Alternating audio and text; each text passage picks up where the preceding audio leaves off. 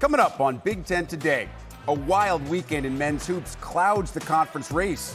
Jordan Taylor joins us in studio to try and make sense of the madness. It all came together on a perfect afternoon in Iowa City as the Hawks upset USC and Caitlin Clark's jersey went to the rafters. We relive all the feels. Plus, the incomparable Carter Starocci joins us after Penn State Wrestling's rout of second-ranked Iowa. It's time to hit the mat for another edition of Big Ten Today.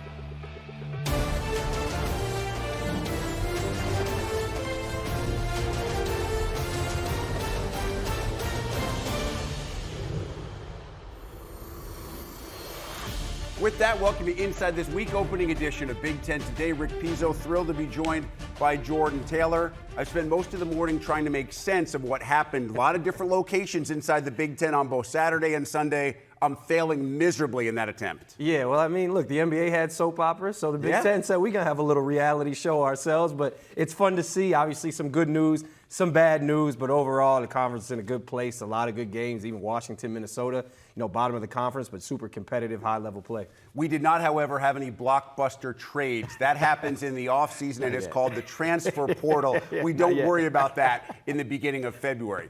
Now, there are some big-time worries in Iowa City, and that is where we take you for our big story. The Hawkeyes revealing on Monday morning that Owen Freeman, their leading scorer in double figures every game this season, also their leading rebounder, is done for the year. Fran McCaffrey announcing that Freeman will miss the remainder of the season with a finger injury. Surgery is scheduled. Of course, we, as well as the Iowa basketball program, wishing Freeman a speedy recovery. Jordan, Iowa was not having a great year, even with Freeman in the lineup. A lot of inconsistency from game to game. Now, without the big fella, their one consistent piece, it's going to be a pretty tough sled over the last month. Yeah, and honestly, your heart kind of goes out to Coach McCaffrey and the entire program. Owen Freeman, obviously, but they've dealt with injuries all year long. Peyton Sanford at the beginning of the year. Josh Dix battled through, I know, some being banged up at the beginning of the year as well. And now you lose Owen Freeman. So in this conference with so much going on, if you're not healthy and you're not whole, it's pretty much impossible to compete. So we'll see how they move forward, but, still a lot to be excited about in Iowa City. And moving forward, not exactly an easy next man up. They have Purdue on Tuesday night. So I'm sure you've been in a situation like this where one of your key players is lost for the year right in the middle of the season when you know you have to make a big-time push, even if it's not the NCAA tournament, to get to the NIT, to get to some type of postseason availability, to make sure you're playing in the Big Ten tournament. What do you think the mindset is right now for the players that are going on without Freeman? I mean, I think you're playing with house money, right? So, you go in, Peyton Sanford, this is his last year. So he wants to get to the Big Ten tournament. He wants to make a splash, even potentially make the NCAA tournament. So don't forget, he is the guy on that team. Owen Freeman has been the most consistent, but Peyton Sanford, make no doubt about it, is an NBA caliber player. And then you mix in his brother, Josh Dix, is one of the best two-way players in the country. So I think you just band together and you do what you can. And, Purdue's obviously not the challenge you want to see up next with news like that. But I think it could be a rallying moment as well. See what happens with the Iowa Hawkeyes. Of course, that story dominates the news on Monday morning. But over the weekend, the dominant story was Tom Izzo trying to tie Bob Knight. One more win, and would have been at 353. That's the all-time Big Ten wins record. USC had other ideas. Desmond Claude was terrific. Wesley Yates continuing to improve game by game as the young fella. Abo was really good. A lot of different complementary pieces. USC has picked up some really marquee wins already, including on the road at Illinois, now at home against Michigan State, to snap the Spartans' 13-game win streak.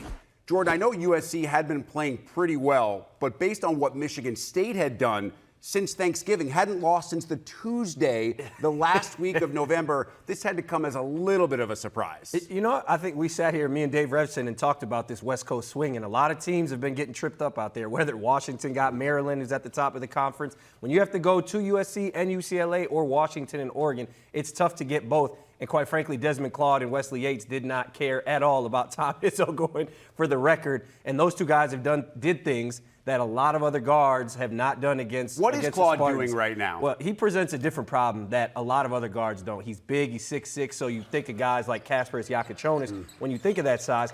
But Desmond Claude has a little bit more wiggle to him. And what he was doing, he was putting those Michigan State guards in a blender. He was being physical with them, getting into their body, Trey Holloman, Jeremy Fierce, two of the best perimeter defenders in the country, and then you mix in how good the bigs are at the point of attack, but Michigan State had no answer. It was crosses, it was strength. When you get a switch, he was bringing them out on the island and playing with them. When they were in a show, he was getting off the ball. When they were in a drop, he was jailing guys. He had everything in his bag, and he's honestly, if the USC was at the top of the conference, I think he'd be in the conversation for Big Ten Player of the Year. Absolutely. He's been toward the top of scoring in conference games only ever since the conference season started. Eric Musselman, I don't think, would trade him for pretty much anybody. Yeah. I just wonder, Jordan, on the offensive end, this was not the Michigan State that we've seen rolling over the past 2.5 months. And I wonder if what they had to exert on the defensive end maybe took a little bit out of what they wanted to do on the other side of the floor. Yeah, 100%. I mean, they gave up 22 points in the first 8 minutes of the game and ended at 70. So shout out to Coach Musselman. He came out with a great plan offensively along with his two guys that are super talented.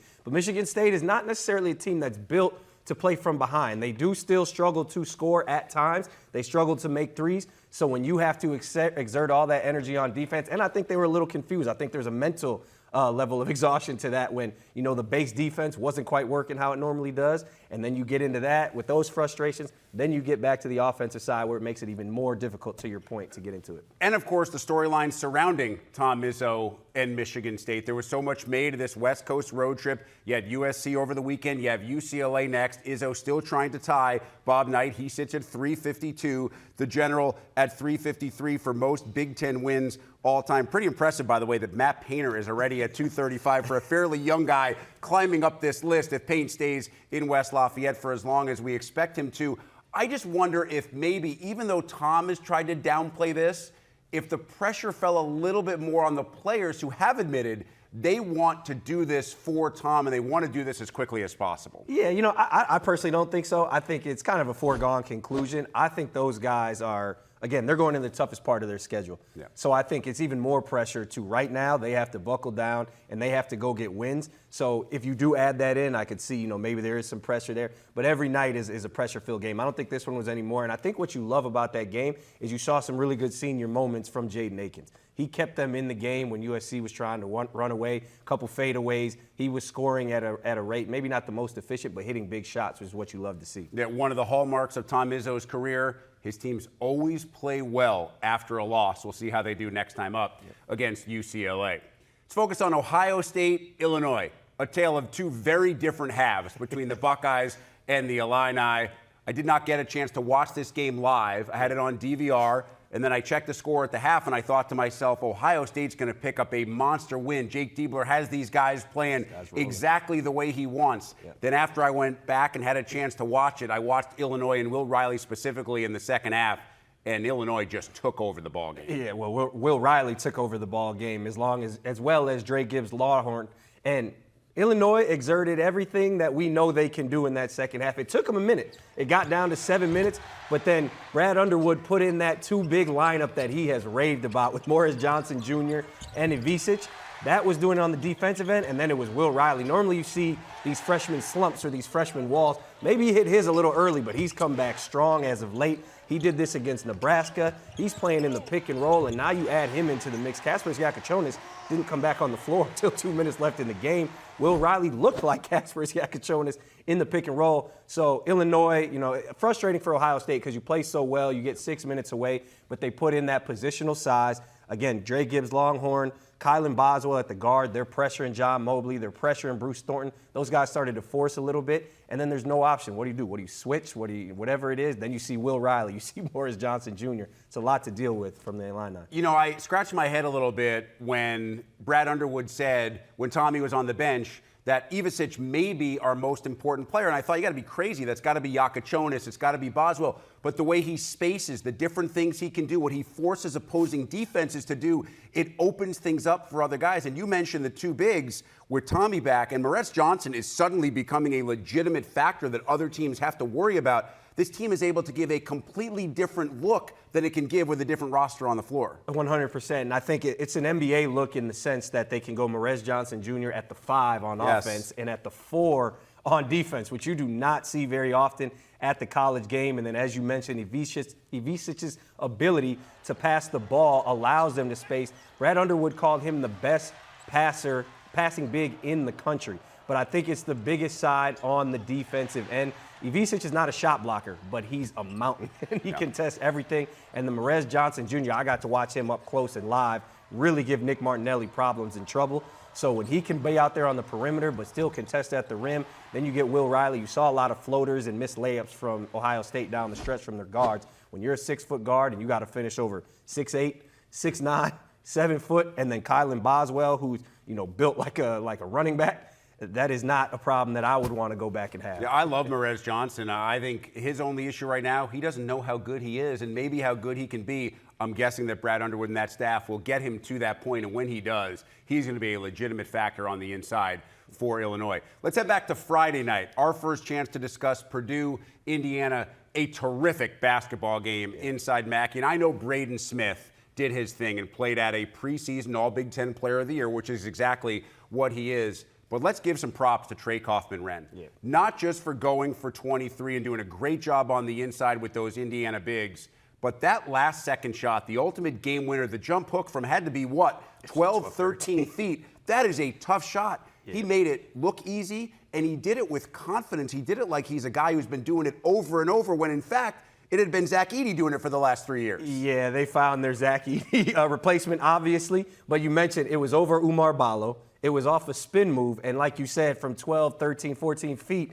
And quite frankly, Indiana played really good defense on that possession. They were out trapping at a high flat with Braden Smith. Braden Smith got rid of the ball a little late, which was uncharacteristic, but Trey Kaufman-Renn took matters into his own hands, and it was really from the start of that first half. He came out firing against Umar Ballo when they were down 4. Umar Ballo had 4 fouls in the second half. He did not have an answer for Trey Kaufman-Renn. And Braden Smith, we can sit here and talk about him for the next hour. Yeah, for the next hour and a half. Like, this is, at 6 foot, it's amazing to me that he's not a first-round draft pick, because the way he's playing the pick and roll and the level he's playing at, we haven't seen this. You mentioned guys like Magic Johnson, and it's worthy of that. Well, because you've been in this position, right, where you're a point guard first, and so you're supposed to facilitate, and that's exactly what Braden Smith did when Zach Edey was on the floor and Lance Jones a year ago. Then it changes, and Purdue, especially after the injury to Daniel Jacobson, has to rely more on Smith for scoring. Typically, that means you give away something else. Your assist-to-turnover ratio maybe isn't as good. You don't share the ball at quite the same volume.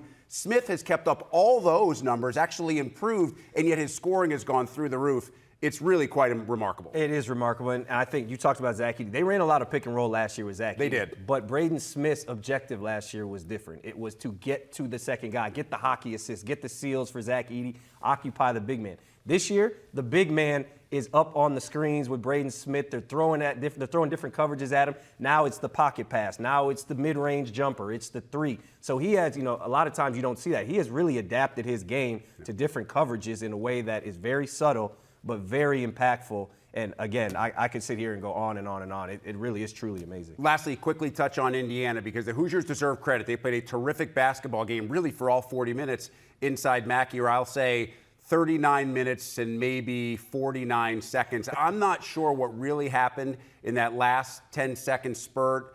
The play calls, what Trey Galloway was trying to do with the long pass, because Mike Woodson then said after the game, we're still having trouble communicating with our players. This happened against Maryland as well recently.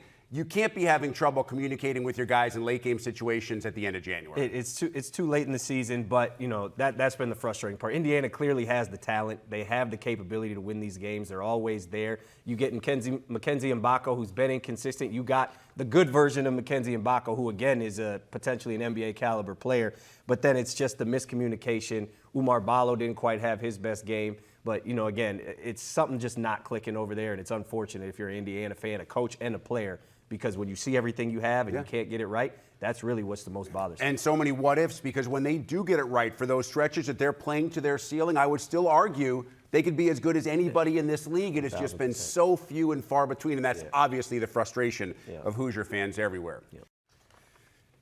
If you can figure out the Huskers, then you're smarter than me. Pinnacle Bank Arena used to be a place that no one wanted to play. Nebraska suddenly can't win there, so what do? They go on the road and they knock off Oregon, top 25 team, in the Ducks' house. Oregon has been a bit inconsistent, I get it, but still, this is one of those weekend results that has clouded the Big Ten Conference race as we head into the final 5 weeks. Rick Pizzo back with Jordan Taylor. they got exactly what they needed, did the Huskers, from Bryce Williams. But still, the way that things have been going for Nebraska, I don't think Fred Hoiberg really expected his team to be able to go into Eugene and make it look as easy as they did. I know it was a 6-point final margin, but I felt like Nebraska kind of had control through the majority of this game. Yeah, they definitely did, and they did it through defense. There's life in Lincoln, and the defense is back, and that's what you want, right? We have talked about midway through January. It's tough to play that style of defense when they can put you in scramble mode. It is a great matchup, though, with Oregon. Oregon does not have a great rim runner. They don't put a ton of pressure on the rim unless it's Jackson Shellstad, although you would expect TJ Bamba to be, better at that. But Oregon has had trouble with consistency as well. But Bryce Williams and Juwan Gary, besides that defense, man, they were outstanding. 32. I love Bryce Williams. Bryce Williams is crazy. And again, I keep saying this, there is so much, to me, potential NBA talent in this league. And Bryce Williams is another one of those guys who can just go get you a bucket. 32 out of the 43 in the second half for those guys. And it's really any way you want it. It's a smorgasbord. Yeah. It's 1-and-1. It's off the pick and roll. I'm going to reject the screen. I'm going to get in the mid-range. I'm going to go dunk on you. Just tell me what you need, and I'm going to give it to you. Bryce Williams is tough. Well, I think what stood out to me from Williams' performance, not just 28, but 7 rebounds and 6 assists, because Nebraska doesn't have a true point. Obviously, Sam Hoiberg can play that position, but you want Williams on the floor, you want Juwan Gary on the floor all the time, and they've kind of split that point by committee. I'm not asking him to go for 28, 7, and 6 every game out, but if you're close to that in terms of scoring and facilitating, this becomes a completely different team to deal with over the last 5 weeks. Entirely different team, and it opens up things. They do have complementary pieces. They right? do. They don't have a true point guard, but they can get one of those guys going. And then now, if Bryce Williams is doing what you're doing, to your point, it opens up things for Connor Essegian even more. And the complementary piece is, if he's not going, you have to use Connor Essegian, move him around, open up lanes for Bryce Williams, for Juwan Gary, which is what Fred Hoiberg has done. And I think that's the advantage of having an NBA coach, is he is so comfortable, I believe, in kind of adjusting, dealing with some of these tough stretches. I mean, in the NBA, obviously, there's so many games. Travel, and I think just communicating the ups and downs of the game, it's extremely valuable and, really priceless. What do you think the story is with Oregon? You mentioned TJ Bamba. I think he's kind of a microcosm of what this team has been this year. I look at this team, I look at Bamba. I see skill, I see size, I see speed, I see the ability to succeed in a lot of different ways. And after a good start, they've been really up and down now for a fairly extended period of time. Yeah, and really, I think it started on the first Big Ten game. We got to watch them, and USC looked like the team that was going to be lifeless. They couldn't find the basket. They weren't guarding. And it looked like Oregon was going to turn that corner. Jackson Shellstad had 24. That was in December.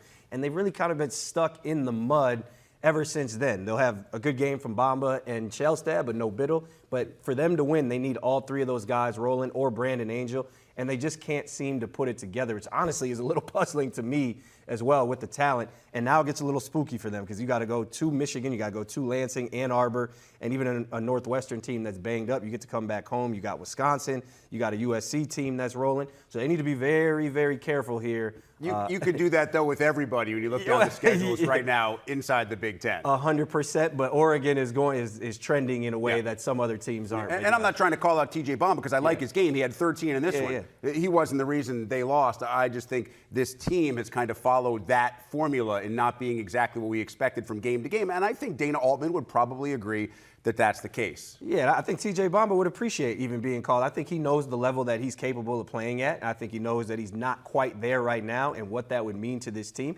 That's not an insult. That's really a compliment, because if he gets it going along with Biddle and along with Jackson Shellstad, then it becomes that Oregon team that was ranked number 9. But without those guys, and Keyshawn Barthélemy, who's been pretty consistent throughout the year, he even struggled yesterday. So, they have some things to me that are similar to Indiana in the sense of they just can't quite put their finger on the upside, and that's going to be their challenge with the tough schedule. The difference, Oregon right now is on the right side of the bubble. Right. Indiana most certainly is not, and that is a very important difference for us to point out. Much closer here to our studios in Chicago than Eugene, Evanston, which is where Wisconsin found a way in the second half to knock off Northwestern.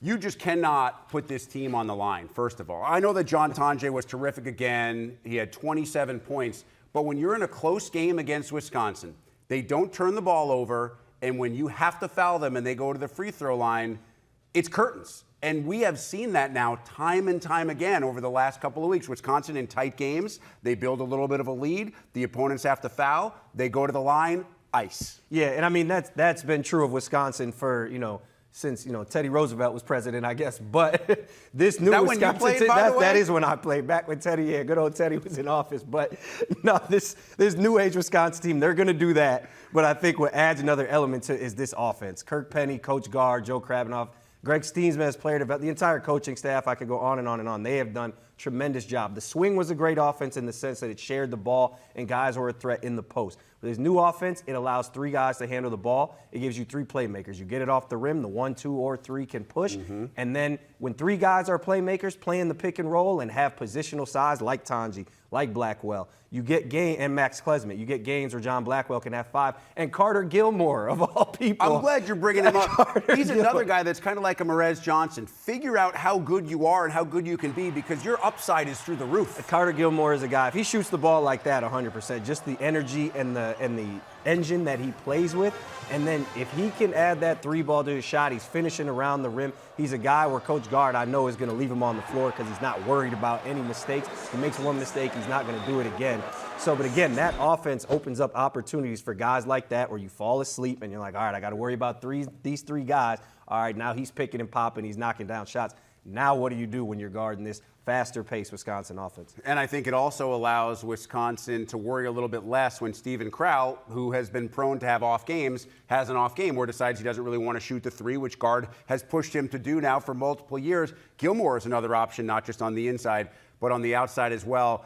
This is going to be a year of what ifs, I think, for Northwestern. They've already suffered some really tough defeats, had a late lead in this one into the second half. And I think Chris Collins is still searching for some solutions. They have so many good pieces, but again, has not worked to the point where, at least right now, they're not in position to make a 3rd straight trip to the NCAA tournament. Yeah, they're same thing as some other teams that have dealt with injuries, Iowa.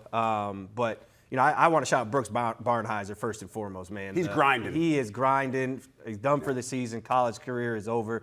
You had a tremendous career. Shout out to you. Had a season that was, I think, the stat with Larry Bird and Ron Harper. Pretty unbelievable. Yeah, it's unfortunate to see his career end like that because he's a warrior, man. But Northwestern overall, they still have Nick Martinelli. Jalen Leach is playing better. Ty Berry is getting healthy. You talk about what if. He started slow with the meniscus thing. He's coming back. And Chris Collins knows how to push buttons. So I wouldn't count out Northwestern just yet. But when you do lose a guy like Barnheiser, that's impossible. Yeah, with a full roster of Northwestern, a healthy full roster, and if they were a team that was seeded low at the Big Ten tournament, they're not necessarily a team you would want to face in a one and done. Now, obviously, a little bit of a different situation with the roster that the Wildcats will have to work with for the rest of the year. All right, so Washington was really struggling inside the Big Ten, hadn't won on the road. Minnesota had just recently won 2 massive road games at home against ranked opposition.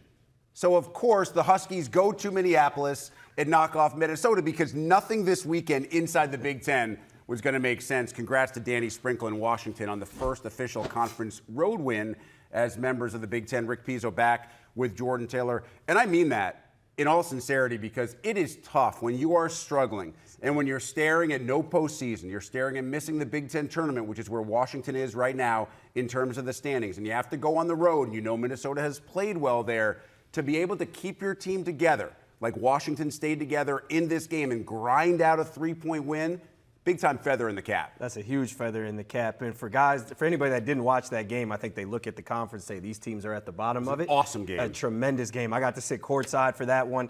High-level shot making, high-level defense, high-level coaching. It was a chess match throughout. And you got to see Danny Sprinkle came in with a great plan in the first half against Ben Johnson and that hedging defense that is giving guys trouble. Guys like Braden Smith struggled with that defense at the barn in the first half specifically. And they came in, Zoom Diallo, Ty Harris. They were getting good shots. They were moving the ball. And Washington on the defensive side hung on. Great Osibor made play after play with his hands. I know he's not the quickest laterally, but great plays. But this was it right here. It was getting rid of the ball. You see Zoom Diallo, great decision right there, quick decision. And then Ty Harris was stringing it up. And Danny Sprinkle, he talked about keeping these guys together. He loves where they're at as a team, even though we're 1-7, and how hard they practice and how hard they compete. And it was fun to see that come through live. Yeah, you just can't judge a coach, especially in year one. We're talking new program, new conference, entirely different roster. I remember talking with Danny in maybe April or May, and he and the staff didn't even have places to live yet.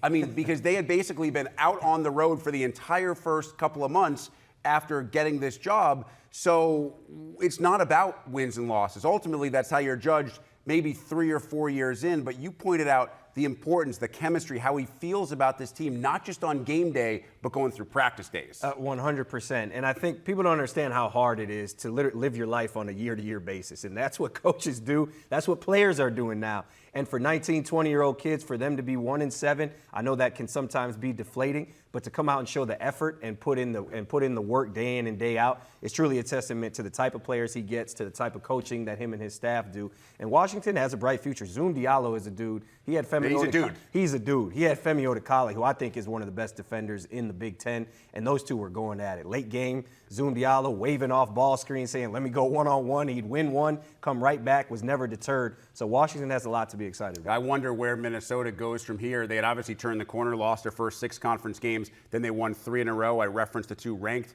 wins at home. No shame in going to East Lansing and losing, but then coming back home, this one's going to hurt a little bit as Ben Johnson tries to do what he did after some earlier losses and get these guys back to winning ways. One of those wins, the one that started the little streak for Minnesota, came in overtime against Michigan. Yeah. I think Michigan has been one of the more fascinating teams to watch. So they win on the road at Rutgers this weekend. It wasn't a thing of aesthetic beauty, 66-63, but Danny Wolf, really good again. The double-double machine was 16 and 14. And what has struck me is it's Wolf one game, it's gold in another game. When Danny was really struggling, Trey Donaldson has led them to a couple of wins. Roddy Gale has had his moments, and I think a ton of Dusty May's coaching acumen. I think this is a team, if it gets it all together, maybe it's seeded 7, 8, 9. I don't think this is a team that anybody wants to see in the NCAAs. No, not at all. And I saw, Mike DeCourcy had them as a 6 seed at one point, or his last bracket. Them as a 6 seed to me is it's nasty. Then you're playing a 3 in the second round. Nasty work. Nasty work. But yeah, you mentioned it. Danny Wolf, 16 and 14. He's been, really good, and then he's been okay. But his talent in general can carry them through games. Him and Vlad go with that pick and roll. And they've seen, again, different coverages. They're young, they're kids. So Dusty May talked about they have to make adjustments. And, this is one of those teams when you get 13 new guys or 11 new guys, they're a team that's built for March, just like Illinois. They have guard play. We forgot about Namari Burnett, who's outstanding. He shoots. Forget about him. I just didn't mention him by name. You know what I'm saying? He shoots threes like layups. You got Trey Donaldson, like you said. So they have guard play. They can defend. Their defenses sometimes, to me, goes unnoticed. If they can get the turnovers under control consistently, then I really think they could be a Final Four. You go into the tournament and you put those 2 7-footers on the floor at the same time. How many teams deal with that kind of lineup on a regular basis? Very few. Very few. And I want to mention, too, they're still in the Big Ten very without much. Question. And we talking about a 6 seed. So if they're a 6 seed and they win the Big Ten. Then you're not a 6 seed anymore. Yeah. Correct. Right. That's high-level math, by the way, right there for Jordan Smart and I. Guys. It was billed as one of the biggest duels in recent college wrestling history. At the end of the day, it just proved that Penn State is still on another planet. Top-ranked Nittany Lions 30-8 over number 2 Iowa. Penn State won 8 of the 10 individual matches, including 4 bonus point victories. Take it to State College now for the big interview. Welcome in Penn State's 184-pounder Carter Starocci. Carter, before we get into the duel itself, I want to know about the atmosphere. Tell me what it felt like inside the BJC on Friday night. Yeah, being in that Bryce Jordan Center, that's a feeling that's going to be really hard to describe. I mean, all of those fans always come out to support, even at the rec hall. And with the BJC, you have the fire, you have the music that's a little louder and things like that. They control the lighting. And so for us, we have to stay dialed in and focused on our mission, but it's nice to take a little peek at what's going on. And it's just an environment that's going to be really hard for opposing teams to compete in. And for us, it's just, that's part of the reason why we do it. And that's part of the reason why it makes things so fun, obviously for us, but even more so for our fans.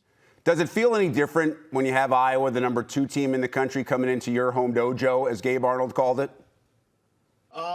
No, not for us. I mean, I think we approach every week the same and just we control what we can control. But obviously, it's the fans get a little more rowdy, and I think they were a little more energized that match because any little thing going on, they were all fired up. And so I think for them, they enjoy that stuff kind of more. But it's for us, we got to keep the same focus as we're approaching the Natty Daddy season, I call it, with NCAAs being around the corner. That's being the main focus. And so that's where our keys are ahead. All right, there was a lot of buildup to your individual match when Gabe Arnold, who I just referenced, he wrestles 184 for Iowa, said, and I'm going to quote here because I don't want to get caught misquoting, "This time will be in your home dojo and your head's mine, book it," end quote. I know you've heard that because you responded by saying, is he even their starter? Because I actually think the other guy's better. So how did you know kind of ahead of time that you were going to end up wrestling Angelo Ferrari, not Gabe Arnold?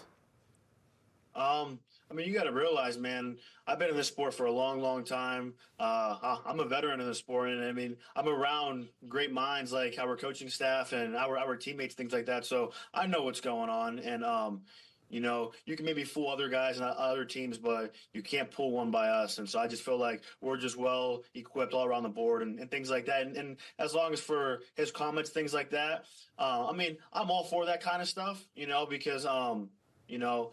I think that's part of the sport, and I think that's part of the excitement. But at the end of the day, you got to make that walk and things like that. But like I said, I mean, it was just another showcase for us and our team to go out there and honestly just have fun. And like I said, for us, it's not so much about these duels and these individual matchups because at the end of the day, it's about winning the national title. I'm curious, for you, what's the approach to this kind of thing? I know you've said you've been around, you've done that, you're a veteran, you're not a guy who's going to get fooled or hoodwinked, but you also know that anybody who faces you is thinking about the possibility that it could be a career-changing win for them. So how do you approach that?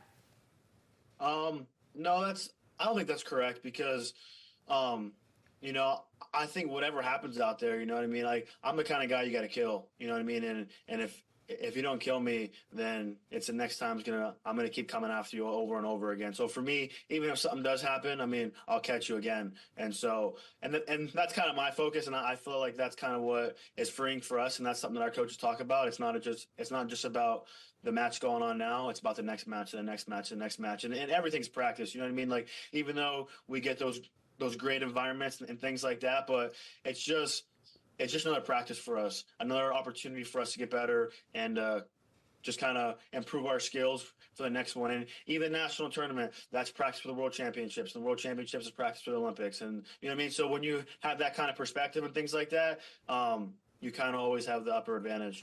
Now, as for the match itself, I'll give Angelo Ferrari some credit. He obviously wrestled a smart match. He wasn't going to take a lot of risks, put himself in compromising position. So as soon as you noticed that going in, and I'm sure that was part of your scouting report as well, what did you do to adjust mid-match? Yeah, I mean, just keep coming ahead and that's one thing too that's I think that separates its champions from a lot of champions is you got to be able to have it's plan A, plan B, and plan C and however many plans you need, because a lot of the times it's guys gonna be backing up, it's going to the edge of the net and things like that. And so that's what most guys are doing to us as a team. I think they're just going to slow us down and all that other stuff, which is fine. But at the end of the day, I mean, I don't know if I'm the coach of another team or if I'm an athlete and I'm just trying to hold on and try and back up and keep things close.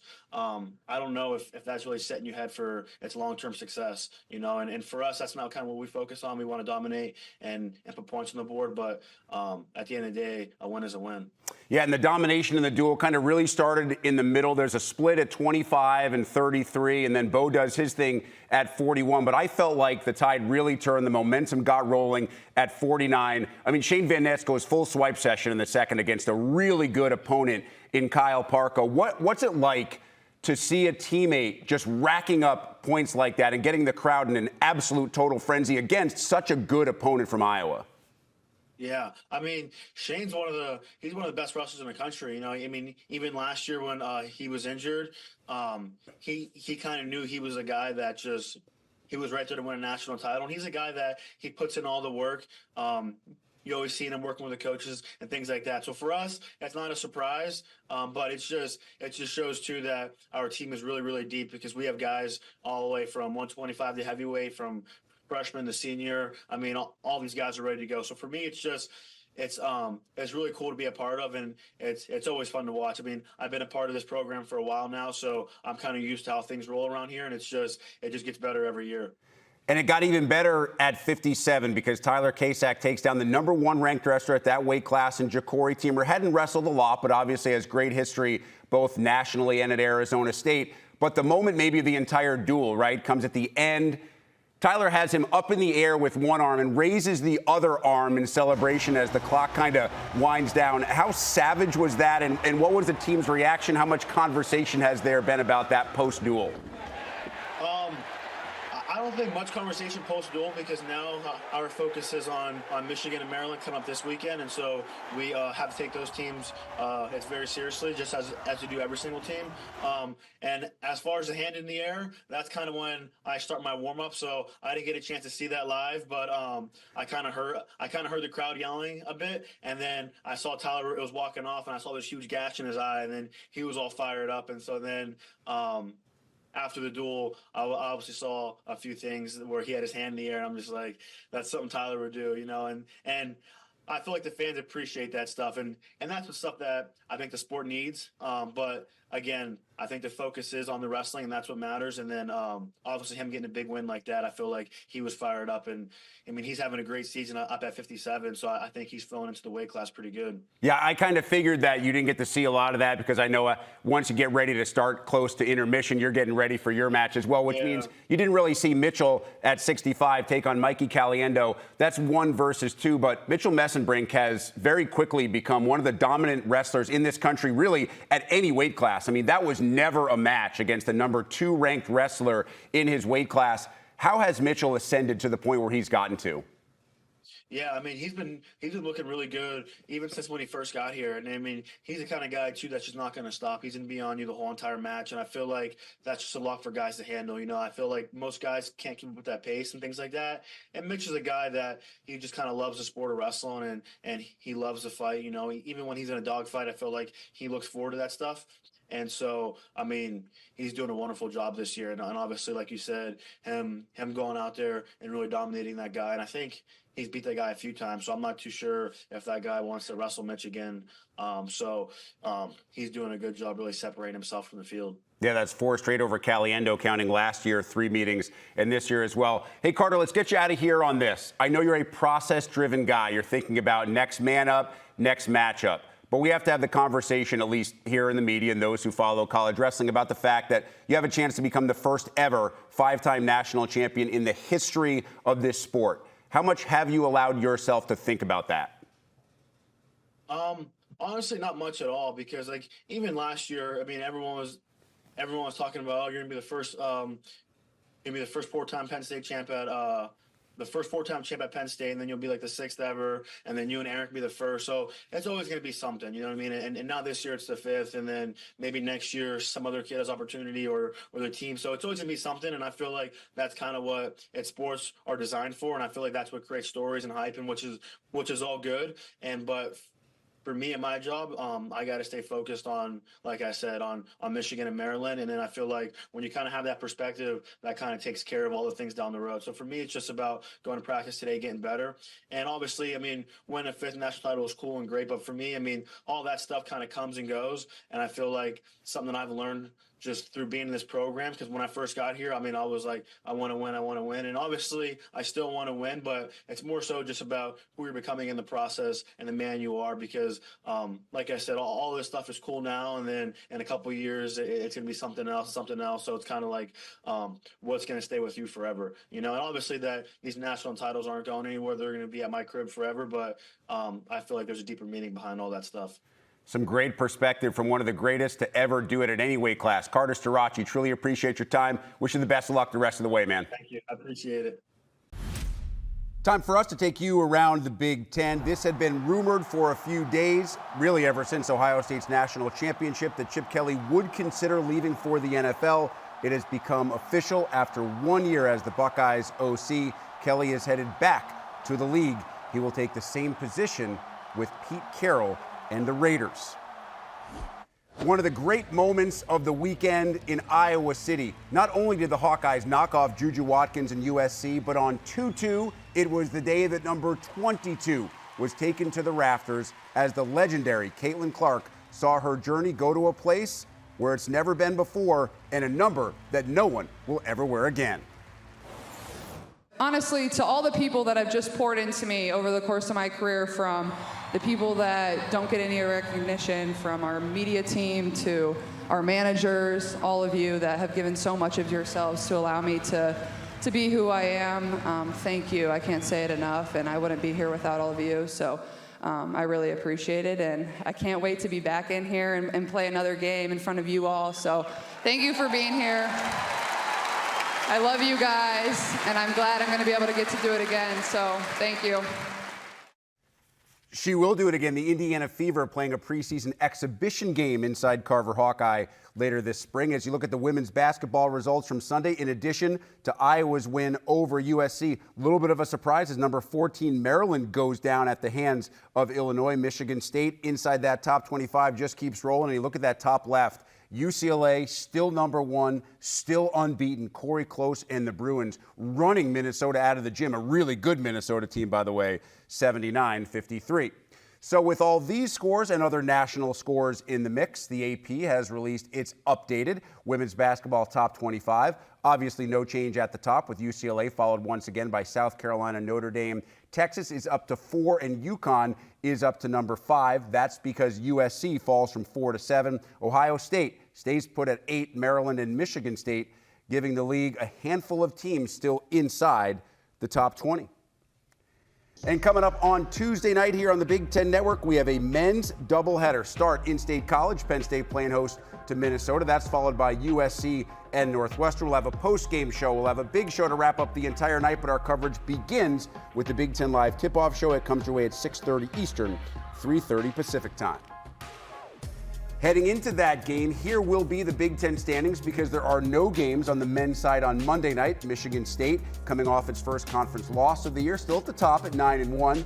Purdue, the only other team with 9 wins. Michigan and Maryland would be the other 2 teams to get the double bye if the season ended right now. And remember, you do not want to be among that bottom 3, Northwestern, Minnesota, Washington. If the field were filled out as we speak, they would not be part of this year's Big Ten tournament down in Indianapolis. A few more minutes here with Jordan Taylor. Let's start at the top. I think there were some teams that we expected to be there. Michigan State's maybe been a little bit better than expected, but not a big surprise that they're at the top. Same would be said about Purdue. Michigan has been impressive, but you want to talk about Maryland and the job that Kevin Willard has done, and as of late, what that backcourt has done for the Terps. Yeah, the backcourt. Jacoby Gillespie is tremendous. I got on TV one of my first days, and I said Maryland was going to be a front runner for the Big Ten title, and then they went and lost 3 games quick, and I was heartbroken. So I'm glad to see they're making me look a little good. They're playing outstanding, won 4 in a row. They won 6 out of 7, and they have one of the most favorable schedules, I'll say, remaining.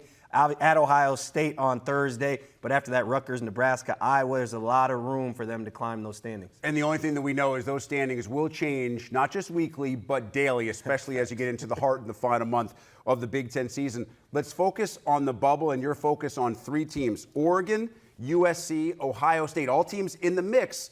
And in the case of Oregon, on the right side, but you have to take care of business over the final month of the year. Yeah, and we talked about Oregon specifically. I think they're going to get in the tournament, right? But they are in a danger zone. They go to Michigan, Michigan State. That's not easy places to play, as you know. So they need to be careful. They need to handle business, re-lock in, and focus down the stretch. If you're talking about Ohio State and USC, these are teams that are playing really, really well, and they also have schedules where they can make some noise, and they have teams that they can beat that will put them solidly in place. Nebraska as well will probably be on the first 4 out with Mike DeCourcy, and we'll see what they're doing as they're getting in rhythm. As you go work through those schedules, you could say, man, this schedule is brutal. There are so many challenges, but challenges also means opportunities because so many of these bubble teams are going to have quad 1 games left to play, including Indiana. We've touched on the Hoosiers already, but Jordan, it's clear.